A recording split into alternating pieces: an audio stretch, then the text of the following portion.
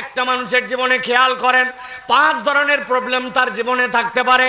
দেখা যায় বাহির থেকে সংসার, কিন্তু সংসারের মধ্যে সুখ শান্তি নাই।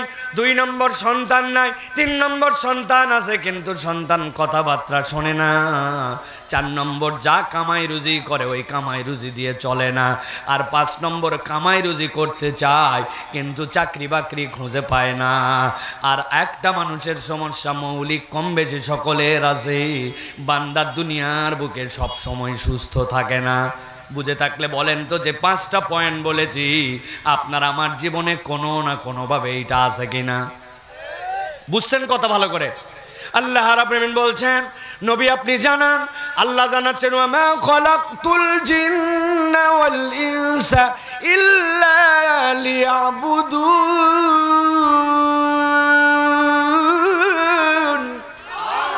আমার রব্বুল আমিন জানাচ্ছেন, গভীর মনোযোগে আমার দিকে তাকান আর খেয়াল করেন। আল্লাহ বলছেন, ওয়া মা খালাকতুল জিন্না ওয়াল ইনসা ইল্লা লিয়াবুদুন। এটা আমাদের সবচেয়ে বেশি পরিচিত আয়াত। আল্লাহ বলছেন, জিন আর ইনসানকে আমি রব্বুল আমিন কেবল আমার ইবাদতের জন্য সৃষ্টি করেছি। কিন্তু এর পরের 2 আয়াত আপনি কখনো শোনেন নাই হয়তো। আল্লাহ রাব্বুল আমিন বলতেছেন, তোমাকে আমার ইবাদতের জন্য সৃষ্টি করেছি, কিন্তু আকীদাটা তুমি পরিষ্কার করে নাও। আমি নামাজ পড়ি, আমি রোজা রাখি, আমি দান সদকা করি, মাদ্রাসার জন্য আমি সাহায্য সহযোগিতা করেছি। আপনি যদি মনে করেন আল্লাহর ইবাদত আমি করি, এই করার দ্বারা আল্লাহর বোধহয় সম্মান বাড়ে, আপনি ভুলের মধ্যে আছেন। দুনিয়ার সব মানুষ যদি আল্লাহর ইবাদত করে, আল্লাহর এক চুলো ইজ্জত বাড়ে না।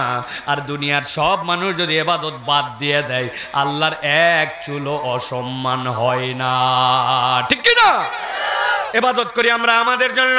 আল্লাহ রাব্বুল আমিন বলছেন, এই জন্য বান্দা, মা উরিদু মিনহুম মির রিজকিন ওয়া মা উরিদু আন ইউতঈমুন। এই দুনিয়ার মানুষ, আমি তোমার কাছে রিজিক চাই না, আমি তোমার কাছে খাদ্য চাই না। একসাথে সমস্যার উত্তর দেন। এই কথাটা বলতেছে কে? বলছে কে? দেখেন, আল্লাহ বলতেছেন আমি তোমার কাছে রিজিক চাই না, খাদ্য চাই না। এবার আল্লাহ নিজের পরিচয় দিচ্ছেন, ইন্নাল্লাহা হুয়ার রাজ্জাকু যুল কুওয়াতিল মাতিন। আল্লাহ বলছেন, আমি তোর এমন রব যে কেবল রিজিক দাতায় নয়, যেই রব অমুখাপেক্ষী, যার ভান্ডার কখনো ফুরায় না। সুবহানাল্লাহ। এবার পেছন দিক থেকে খেয়াল করেন আমার সাথে। এটা এমনি এমনি ওয়াজ নয়, আসলাম শুনলাম হাউকা করলাম চলে গেলাম, ভালো করে বোঝেন। এবার পেছন দিক থেকে চলেন।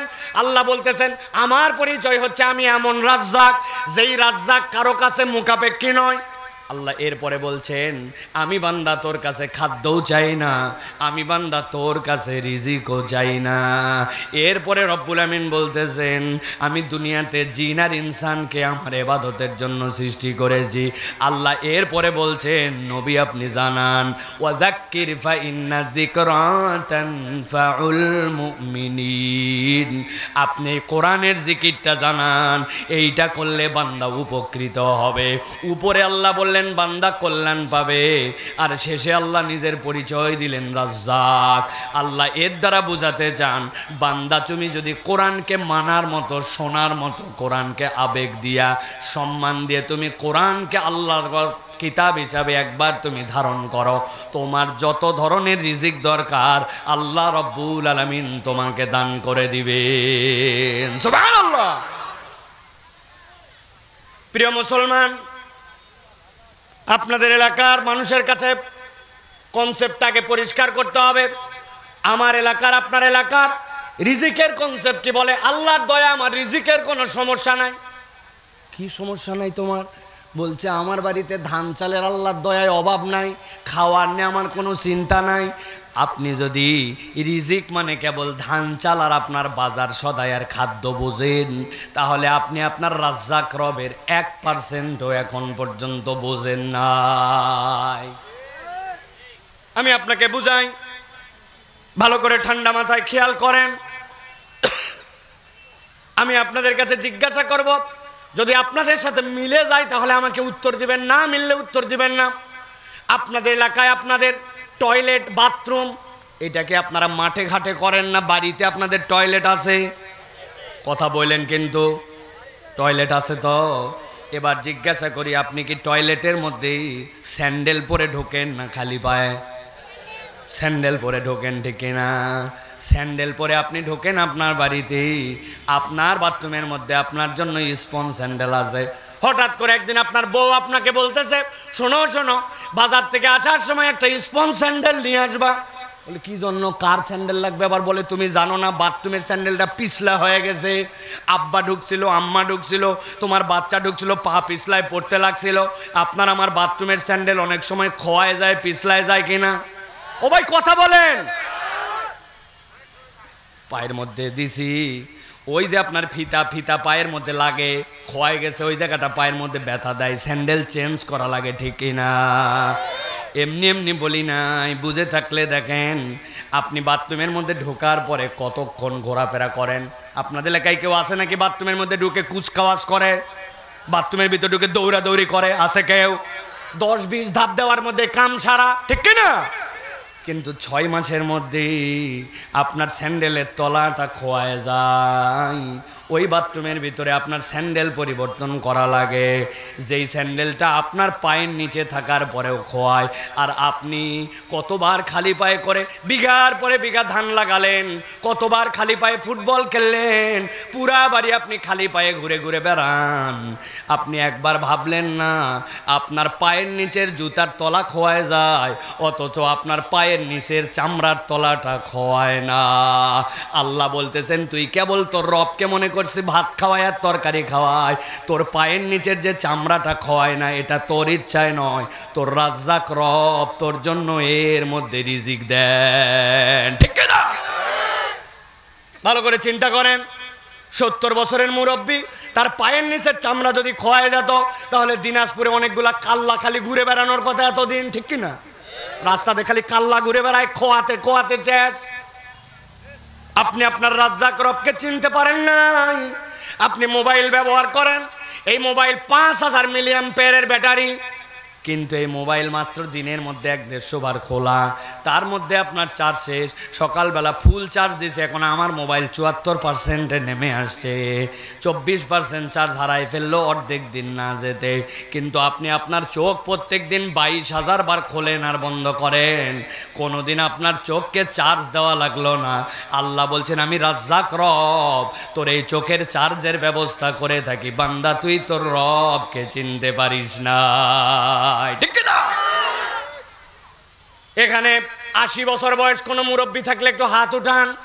80 years old এরকম কোন মুরব্বী আছেন? 80 বছর নাই, 70 বছর আছে বাবা, এরকম কেউ আছেন? হাত উঠান। ওই দেখেন আমার 70 বছরের চাচা। চাচা একটু ই করেন তো, ই এরকম করেন, দাঁতটা বাইর করেন। এই দেখেন চাচা দাঁত বাইর করছে। চাচার কাছে যে জিজ্ঞাসা করবেন, আরে দাঁচা পর্যন্ত যাওয়া লাগবে না, আমি যথেষ্ট। আমার দাঁত আমার মা বলছে একটু আগে আগে উঠছিল।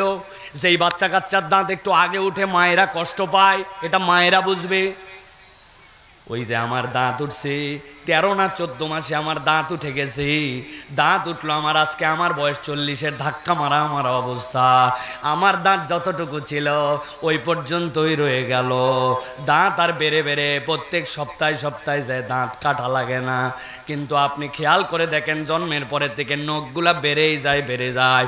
1 সপ্তাহ না কাটলে আপনার নখ বড় হয়ে বিশ্রী দেখা যায়। আল্লাহ বলছেন তুমি তোমার রাজ্জাক রবকে চিনতে পারো নাই, যেই রব দাঁত যে পর্যন্ত আটকাই দেওয়া লাগবে ওই পর্যন্ত আটকাইছে, আর নখকে যে পর্যন্ত বাড়ানো লাগবে ওই পর্যন্ত বাড়ায়। আপনার ভুরুর চল জীবনে কাটা লাগলো না, চোখের পাপড়ি জীবনে কাটা লাগলো না, অথচ এমন কোনো মাস নাই যেই মাসে আপনার চুল কাটা লাগে না। আল্লাহ বলছেন তুমি তোমার রবকে চিনতে পারো নাই। ইন্নাল্লাহ হুয়ার রাজ্জাকু যুল কুওয়াতিল মাতিন। তোমার রব তোমাকে যা লাগবে সুষম ভাবে তোমাকে দান করে। সুবহানাল্লাহ। 4টা জিনিস জিজ্ঞাসা করব, যারা আপনাদের জ্ঞানের মধ্যে থাকে চিনেন কিনা প্রথমে 4টা। আপনারা কি আমার কথা বুঝতে পারতেছেন ভাই? ওই যে পিছনে যারা বোঝেন তো আমার কথা, আপনারা জীবনে বড়ই দেখছেন? বড়ই, কাঁচামরিচ দেখছেন, লবণ, রসগোল্লা। এবার জিজ্ঞাসা করব, উত্তর দেন তো, বড়ইয়ের স্বাদ কেমন? টক। লবণের স্বাদ কেমন? কাঁচামরিচ। রসগোল্লা। ও মুসলমান, একটু কলিজাটা বড় করেন। আপনি আপনার একই সাথে প্রথমে খাইছেন কাঁচামরিচ দিয়ে পান্তা ভাত, তারপরে আপনি শুকনা মরিচ দিয়ে আপনি আবার একটা বড়ই মাখায় খাইছেন, তারপরে যখন মুখে ঝাল লাগছে তখন একটা রসগোল্লা, একটা জিলাপি, একটা কিছু খাইছেন। সবগুলা গেছে আপনার একই পেটের মধ্যে, ঠিক কি না? এবার আপনার এলাকায় যারা ইয়াং আছে, যুবক আছে, যারা মোটর সাইকেল চালাও, জীবনে একবার মোটর সাইকেল চালাইছেন, তারা একটু হাত তোলেন। একবার জীবনে একবার হলেও নিজের না থাক কিন্তু বাইক চালাইছেন, আসেননি এই জায়গায়? প্রচুর বাইকার এই জায়গায় মাশাআল্লাহ। এক ছেলে বাইক নিয়ে বের হয়েছে, দিনাজপুর যাবে। যাওয়ার সময় হঠাৎ করে বাইক নিয়ে যেতে যেতে অর্ধেক রাস্তায় যায়, দেখে বাইক আর আগায় না, হয় কিনা? সাথে সাথে ডাইনে কাজ করছে, বামে কাজ করছে, ঠেলা ঠেলি, ঝাঁকা ঝাঁকি। তারপরে বুঝছে বাইক তো আর চলবে না, কেননা বাইকের ভিতরে তেল শেষ। বহুত ঝাঁকাঝাঁকি করছে, কাজ হবার লয়। এখন চিন্তা করছে ডানে বামে তাকায় কেউ আছে কিনা, দেখে ডানে কেউ নাই, বামেও তাকায় দেখছে কেউ নাই। আস্তে করে চেন খুলে, বুঝে থাকলে উত্তর দিবেন, না বুঝলে কথা বলবেন না। আপনি ডানে বামে তাকায় চিন্তা করছেন তেল নাই, তাই কি বেটা আমার যথেষ্ট পরিমাণ প্রস্রাব আছে, ট্যাঙ্কির মধ্যে একটু মুতে দেই অন্তত পেট্রোল পাম্প পর্যন্ত যাওয়ার জন্য। বুঝে থাকলে বলেন তো, আপনার পেশাব ট্যাঙ্কির মধ্যে দিলে বাইক চলবে? যারা বললেন না তাদেরগুলা চলবে? বাইক চলবে? ভালো করে খেয়াল করেন, আপনার প্রস্রাব দিয়ে আপনার বাইক চলে না। আবার যদি মনে করেন ওই বাইকের মধ্যে ব্রেক অয়েল আছে, ওই বাইকের মধ্যে ইঞ্জিন অয়েল আছে, আপনার ইঞ্জিন অয়েলের জায়গায় যদি আপনি অকটেন ঢুকাই দেন, আপনার ব্রেক আর চলবে না। আপনি যদি ওই জায়গাতে ব্রেক অয়েলের জায়গাতে আবার যদি কেরোসিন দেন, আপনার বাইক চলবে না। কেন এই কথা বললাম?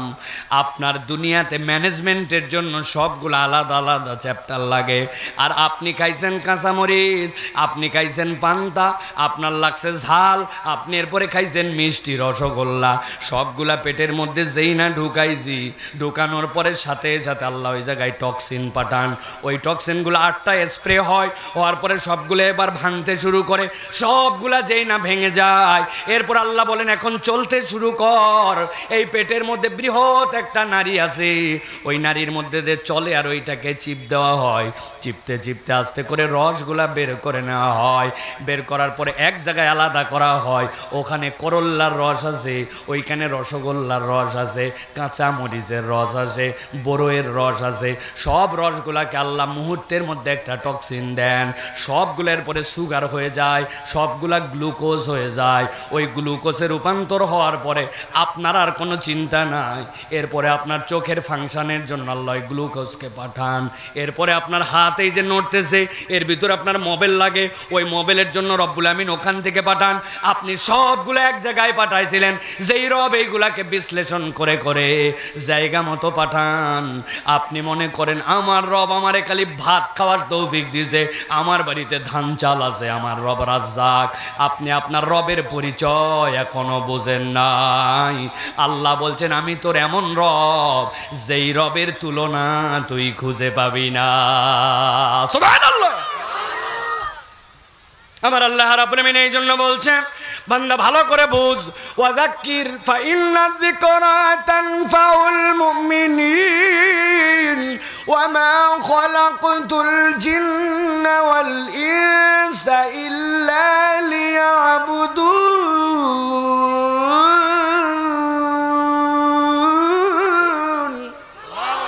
আমি বান্দা তোকে এমনি এমনি সৃষ্টি করি নাই, আমি তোকে আমার ইবাদত করার জন্য সৃষ্টি করছি। এবার বুঝে থাকলে বলেন, যে আল্লাহ আপনাকে আমাকে এরকম করে চলান, যে আল্লাহ আপনাকে আমাকে এমনি এমনি এরকম করে বলান, যেইটার ম্যানেজমেন্ট আমার হাতে নাই, তাহলে ওই আল্লাহর ইবাদত করা লাগবে কিনা? উঠানি মারো মিয়া। হ্যাঁ, একটু প্যান্ট পরছো, জুতা কিনছো কেটস, হাতের মধ্যে অ্যান্ড্রয়েড মোবাইল, চুল কাটছে 3 তালা, চিন্তা করছে আমার থেকে স্মার্ট ছেলে আর দুনিয়ায়। তুমি আল্লাহর হুকুম না মানলে তুমি কসুরও মূল্য আছে আল্লাহর কাছে, তোমার কোনো মূল্য নাই, ঠিক না? তোমার পাঞ্জাবি দিয়ে কি করবে তুমি? তোমার চুলের স্টাইল মারায় কি করবে? অ্যান্ড্রয়েড মোবাইল দিয়ে কি করবে তুমি? তুমি আমি যেই প্রযুক্তি কেবল নাড়াচাড়া করতেছি, এই প্রযুক্তি আমেরিকানরা ইউরোপিয়ানরা 50 বছর আগে শেষ। 1953 সালে কার্ড আসছে ওদের কার্ড, যেই কার্ড কেবল আমরা ব্যবহার করি। ওই যে মোবাইল আমরা ব্যাংকিং আই ব্যাংকিং করি, এটা 2000 সালে, ওরা 53 সালে, আমাদের থেকে 50 বছর আগে। কিন্তু এইটা আপনাকে আল্লাহর কাছে স্ট্যাটাসে কোনো পার্থক্য দিবে না। আল্লাহর কাছে স্ট্যাটাসে পার্থক্য দিবে আপনি আমি আল্লাহকে মানি কি আল্লাহকে মানি না। আল্লাহ বলছেন ইন্না আকরামাকুম ইনদাল্লাহি আতকাকুম, আল্লাহর কাছে মর্যাদা পাবে সে আল্লাহকে ভয় করে যে, ঠিক না? সব আছে আমার, কিন্তু আল্লাহ ভীতি নাই। যদি আল্লাহ ভীতি না থাকে, আপনি সোনার বাংলা বানানোর স্বপ্ন দেখায় যেরকম একদল বদমাইশ 17 বছর শুধু চেতনা বিক্রি করছে, ওই রকম আগামী 50 বছরও যদি আপনি চেতনা বিক্রি করেন, সোনার বাংলাকে কখনো সোনার বাংলা বানাতে পারবেন না। যতদিন যাবে তত চোর বাড়বে, ঠিক কিনা? আগে ছিল চোর, এখন আর চোর একটাও নাই, এগুলো ডাকাত। কে? আপনি না সিসি ক্যামেরা লাগাইছেন, আপনি না মনিটর করার জন্য কত ব্যবস্থা করছেন, তত সিসি ক্যামেরা তত চোর। বলবেন হুজুর আন্দাজি বলেন না, প্রমাণ দেন। আমার কাছে প্রমাণ আছে, দিব একটা, দিব। আমার পাসপোর্টের মেয়াদ শেষ, 7 মাস আর 6 মাস আছে। 6 মাসের নিচে মেয়াদ নেমে গেলে আর ওতে কোনো ভিসা লাগে না। যে কোনো দেশের ভিসা পেতে হলে নিম্নে 6 মাস আপনাকে ওই পাসপোর্টের মেয়াদ থাকা লাগবে। পাসপোর্ট অফিসে গেছি পাসপোর্ট ঠিক করার জন্য। পাসপোর্ট অফিসে যাওয়ার আগে একজন বলছে যে প্রস্তুতি নিয়ে যাইয়েন। কি নিয়ে যায়? প্রস্তুতি কি ভাই? আমি মনে করছি ওখানে যাওয়ার পরে বোধহয় সই টই করা লাগবে, এই জন্য কলম কাগজ নিয়ে যেতে বলছে, তাই না? না, আপনিও যা বুঝছেন আমিও তাই বুঝছি, মাল মাল মাল নিয়ে যেতে বলছে। আমি ওই প্রস্তুতি নিয়ে চলে গেছি। যাওয়ার পরে এখন উপরে যখন আসি, উপর থেকে কাজ করে দিতে বলি, কাজও করে না, আবার টাকাও নেয় না, খালি ঘুরায়। আমি চিন্তা করলাম আল্লাহ কি ঝামেলায় পড়লাম। অনেকক্ষণ ঘুরানোর পরে এবার বলছে নিচতলায় চলেন। দোতলার থেকে আমাকে এখন বলে নিচতলায় নিয়ে যাচ্ছে। এখন নিচতলায় যাওয়ার সময় একটা সিঁড়ি, এরপর একটা ল্যান্ডিং, তারপর আরেকটা সিঁড়ি, মানে এক সিঁড়ির পর একটা বিশ্রামের জায়গা আছে না একটু, ওই জায়গায় এসে বলতেছে টাকা বের করেন। আমি বললাম এই এতক্ষণ ধরে আমি টাকা দেওয়ার জন্য রেডি, পুরা উপরে ঘুরায়া ঘুরায়া এই জায়গায় এসে তুমি টাকা চাও, ব্যাপারটা কি? বলছে হুজুর আর বলেন না, এই বিল্ডিংটি সিসি ক্যামেরা নিয়ন্ত্রিত।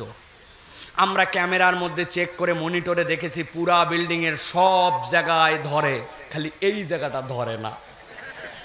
তো যেই জায়গা ধরে না ওই জায়গায় এসে উনি মাল পানি নেওয়ার জন্য আসছে। তা আপনি সিসি ক্যামেরা দিয়ে কি করবেন?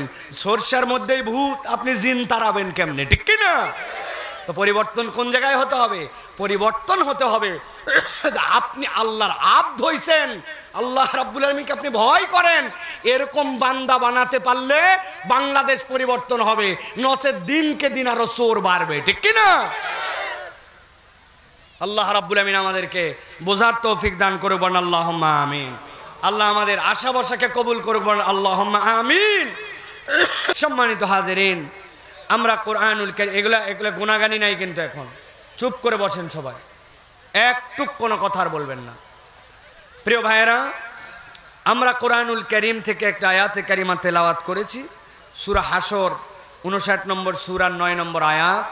এই আয়াতকে সামনে রেখে আজকে আমরা একদম সংক্ষিপ্ত সময় অত্যন্ত গুরুত্বপূর্ণ একটা বিষয় আলোচনা করব। সেটি হচ্ছে পৃথিবীতে আল্লাহ রাব্বুল আলামিন যত নবী রাসূল প্রেরণ করেছেন, সকল নবী রাসূলের 4টা সুন্নত ছিল। কয়টা? জোরে বলতে হবে, কয়টা? এই যে দাঁড়ায় আছেন যারা, কয়টা? পৃথিবীর যত পয়গম্বর, জেনারেলি সকল পয়গম্বরের 4টা সুন্নত ছিল। 1 নম্বর, সকল পয়গম্বর মেসওয়াক করতেন।